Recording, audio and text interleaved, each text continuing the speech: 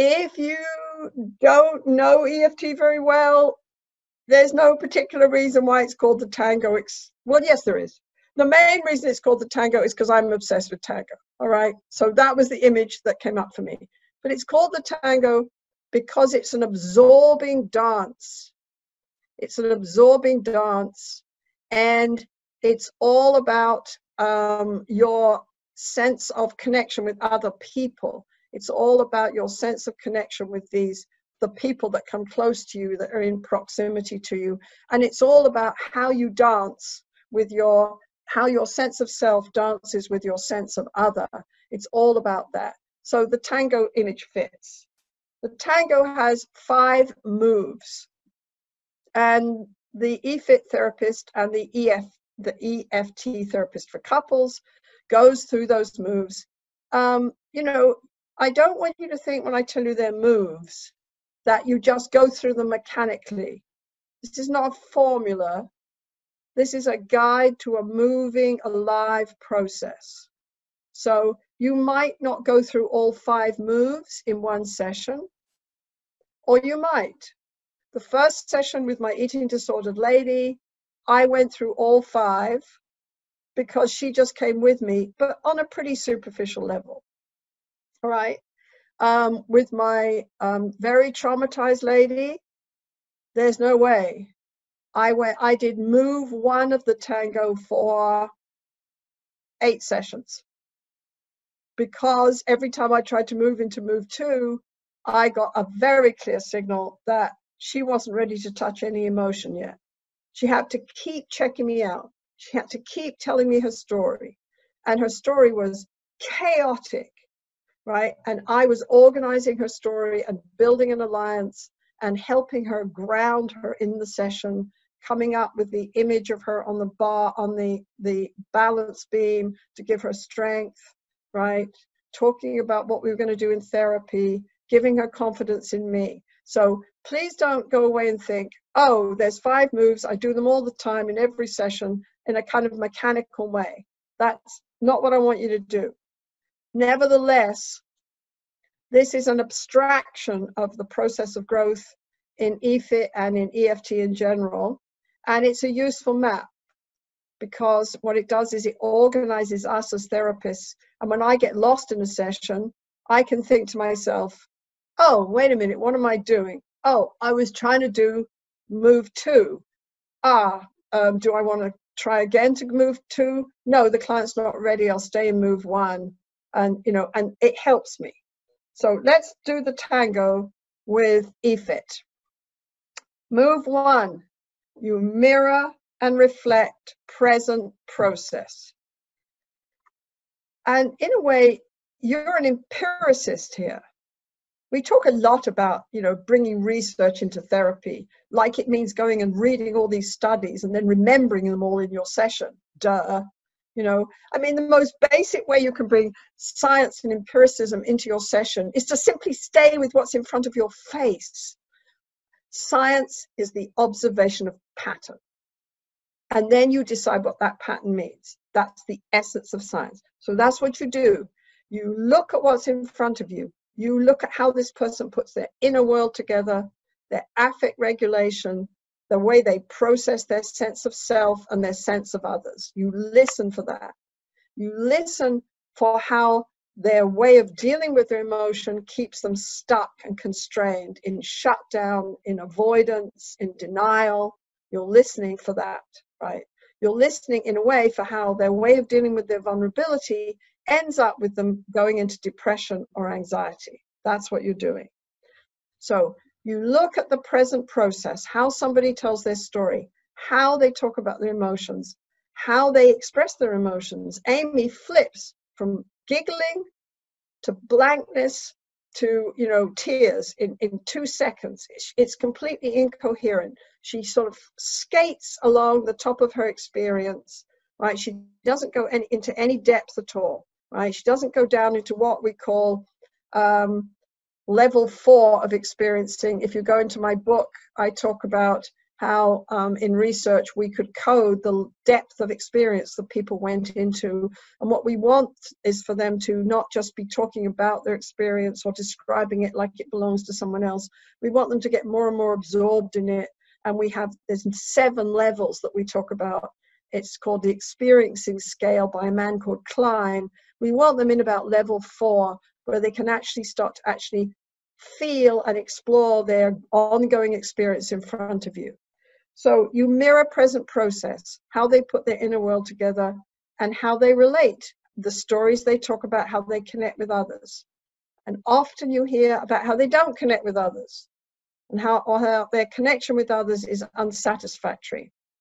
If we were doing couples, we'd say they feel insecure with other people. They don't feel securely connected. And you watch how they connect with you. So, I'll always ask in a first session, how does it feel to talk to me? What's it like to talk to me? And I listen to that and I take it seriously. So you mirror and reflect present process. So, for example, I might say, so can you help me right now? As you're talking about this, what I hear is you feel helpless, you feel so unsure of yourself. And when you think about other people in your relationships, what you hear from them is criticism, or with your boyfriend, Tim, you kind of get distance. So somehow you don't feel connected with other people. You don't feel supported. You're all by yourself dealing with these very scary images that you might be a nutcase, or there's something wrong with you. You might be pathetic, and no matter what you do, it isn't going to work. So there's no point in letting yourself even want the new job. There's no point in going for the interview.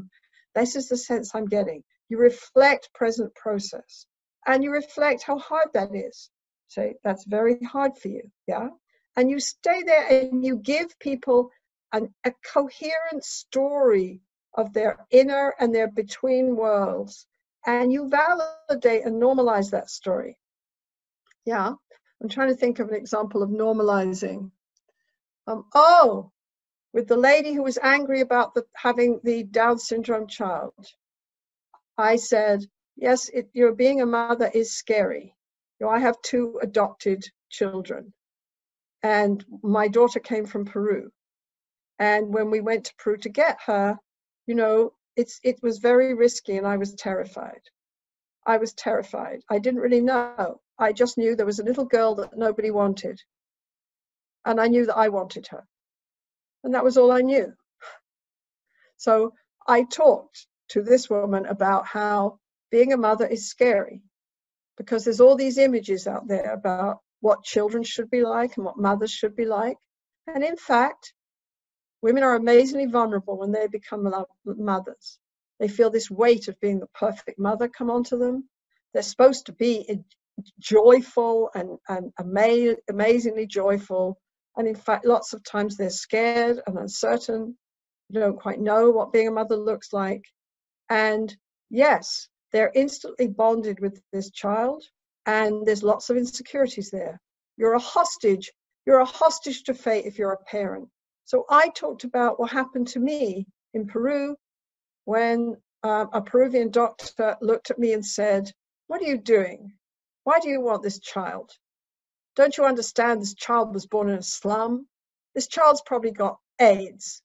She might be retarded. Why don't you go back to North America to your nice life?" Huh? And I mean, one part of me was devastated and terrified and wanted to weep and say, you're right. What actually happened was not that. What actually happened was rage came up in me. And I said, if she has AIDS, I will stay with her while she has AIDS, and I will take care of her. Give me my baby, right?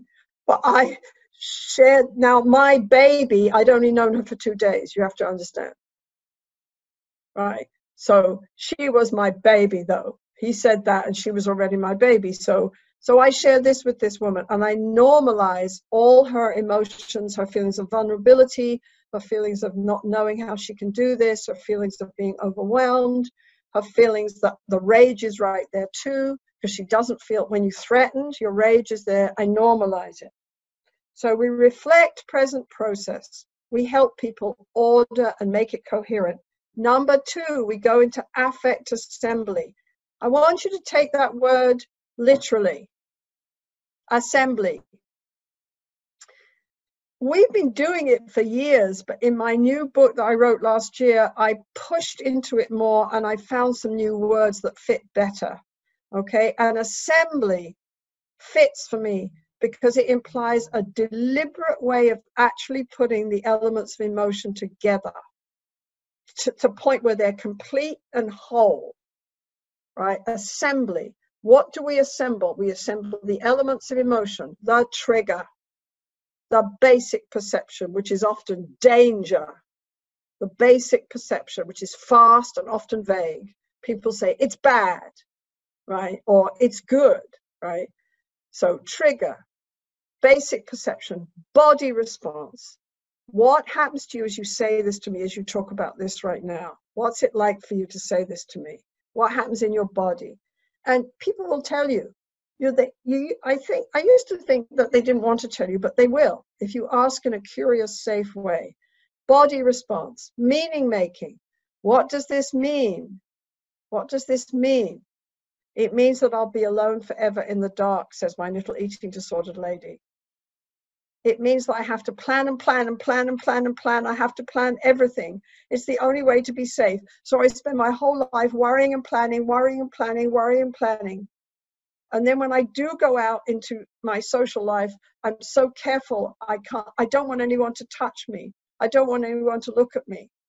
And then I go home and I feel even more alone. And I plan and plan and plan, right? So you say to yourself, the only safety is that I must plan everything. That's the only way to be safe because I'm helpless here.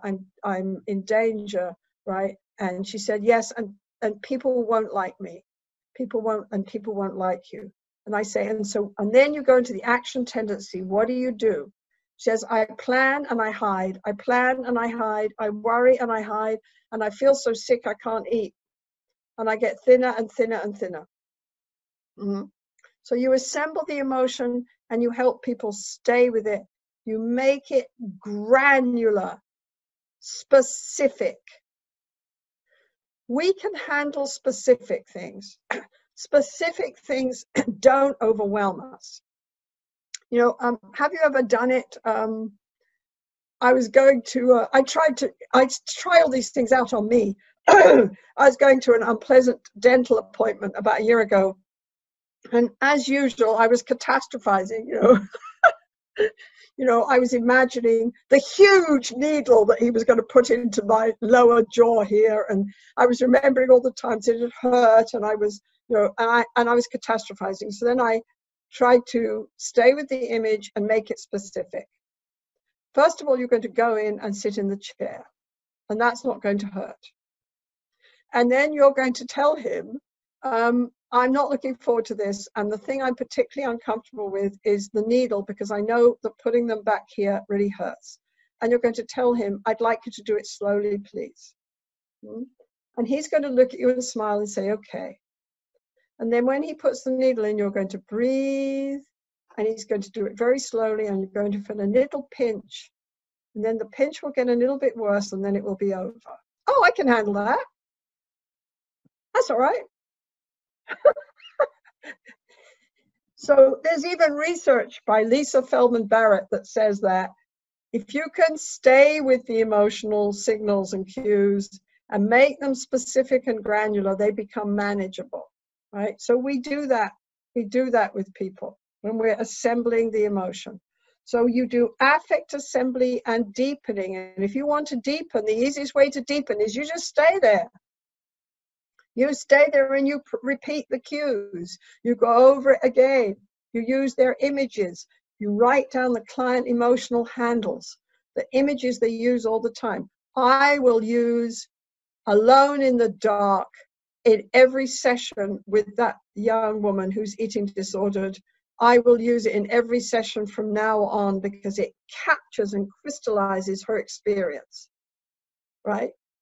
So you affect assembly and deepening, you change the inner organization of the emotion. You change the structure of the emotion. It shifts and changes. It becomes more complete, more ordered, more whole.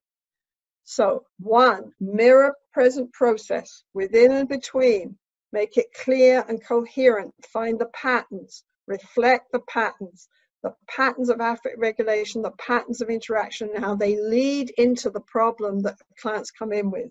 2, you go down in the elevator into the affect assembly. Sometimes even that move is very powerful. My client comes to me, Veronica comes to me and says, I shouldn't be depressed because I'm a Christian. I shouldn't be depressed because I have this happy marriage. I shouldn't be depressed, but everyone tells me I'm depressed, and I am depressed, and that means I'm a bad person and a bad Christian and a bad wife. And we start to do the tango, and by the end of the second session, I say to her, I'm sorry, could you help me, Veronica? I'm very confused because I look at your face right now. I listened to you for the last session, and you've said emotional handle, image, emotional handle, specific word, emotional handle. You've told me all these things. Could you help me? I don't get depression. I just get that you, and please notice that every time I do this, I slow my voice down and I go soft. If you want to work with emotion, you can't do it high and fast. You have to go low and slow and specific. Think of S's. If you want to work with emotion, go low, soft, slow, and specific. Right. So I slow down. I say, could you help me, Veronica? It seems to me that you're sad, aren't you? You're sad. You're sad about this. You're sad about that. And you feel small, and you feel like no one's listening, and you feel alone and sad. So in move 3 of the tango in EFIT, you are doing the encounters with the therapist, with a part of self, particularly parenting and taking care of the vulnerable part of self, or you are doing the encounter with a key attachment figure in the person's life. The interaction, the key interactions where the sense of self was defined. So you walk through those encounters. And that's really the part of the tango that is different in EFIT than EFT with couples. Of course it is, because with couples you use the other partner, right? So here you're going into somebody's inner life, or you stay in the interaction with the therapist, right?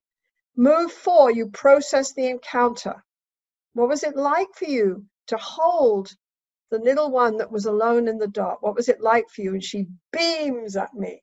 She says, it feels really good. It feels really good to comfort her. And I'm going, next time I meet her, I'm going to tell her she doesn't have to plan all the time. And we both roar with laughter. And I say, well, that would be really different. What would you do with your time? She, I don't know. I could do all kinds of things. I don't have to plan all the time. So we process it and talk about it and reflect on it. Move 5, integrate and validate. I reflect back to her what she did. Look at what you did. Moving, you reflect the process of change. That makes it real and concrete and specific. And you validate. This is what you did. Isn't that amazing? Look, you had such courage. Wow. And what I always do is I joke to try and get it across. I don't want you to validate the way we're used to doing it in life. You know, I'll give you the example I use is, I want you to validate the way you validate your dog. Okay? Like, my husband will come home and I'll say to him, oh, thanks for picking up the stuff I asked you to pick up. Thanks very much. That's the way we usually validate. That was very good. Yes, good. That was good. Well done, right? Forget it. It's a waste of time. You validate the way you validate your dog. I come home, my dog rushes towards me. I say, hi, oh, you're so beautiful. Yes, yes. Oh, I'm so pleased to see you. Yes, you're the lovely dog. Yes, you are. Oh, yes, you're the best dog in the world. So you validate your client, you say, and you need to be, I'm sincere when I do this. I'm not saying I act, okay? I'm sincere when I validate my dog. He is the most beautiful dog in the world, all right? But, you know, he's so elegant. He's a whippet, so he's totally beautiful. Right?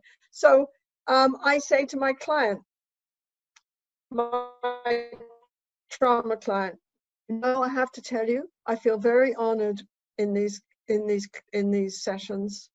I'm amazed at your courage and your resilience. I can't figure out, if I'd been in your place, I'm not sure I would have survived. I'm just blown away by how much courage you have. And I think of you on the balance beam, and I think of how important it was for you to have that moment of the power that you felt, and the fact that you could fly. You can fly, can't you? Yes, you learned to fly. And that's amazing. I'm not sure I could have done that. And I'm very touched that you will come in here and work so hard with me. I'm very touched that you will trust me with these soft parts of you that really I don't think you've ever been able to tell anyone about. And you're just walking into all these difficult experiences and making sense of them. And I'm honored to be there with you. I want to do this journey with you, and I learn from you. So thank you for trusting me. That's me talking to my trauma client, saying, this was a good session. I think you did very well. That's a waste of time.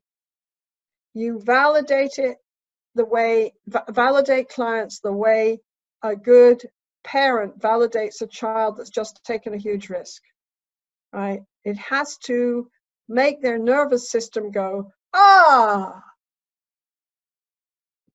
right? It's not a cognitive exercise, right?